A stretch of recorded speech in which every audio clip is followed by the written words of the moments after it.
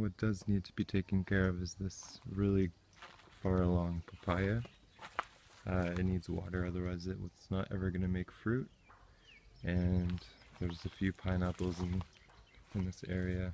That one I put in a really long time ago and it's doing well. That one not so much.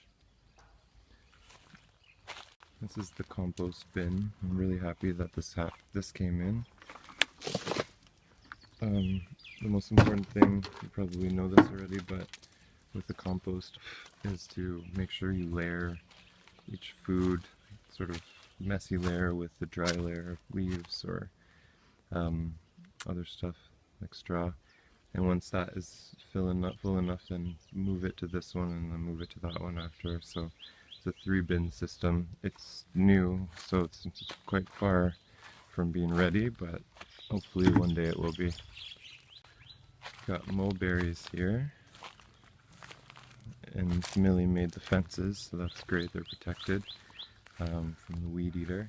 So there's a bunch of those. There's one in the chicken coop that needs watering, so I usually do these once a day. And then, because mulberries are going to be so big, I've put another one back here as well, so you could see it in the distance. So make sure you give that one some water.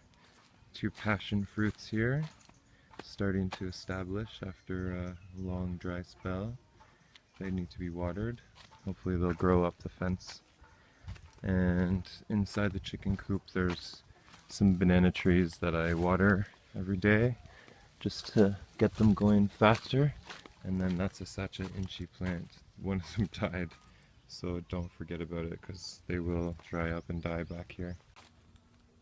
Last but not least, make sure you water this every now and then, this area. It's the side part of the yard. There's some banana trees over there that like water.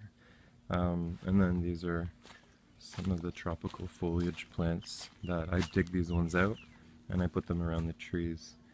So there's a whole bunch of it, and eventually maybe they can be put places, maybe even into a garden or at the temple garden. It's up to you.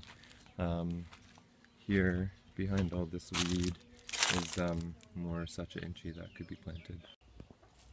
And that's the garden guide with the chickens now. They're super friendly as long as you keep feeding them compost.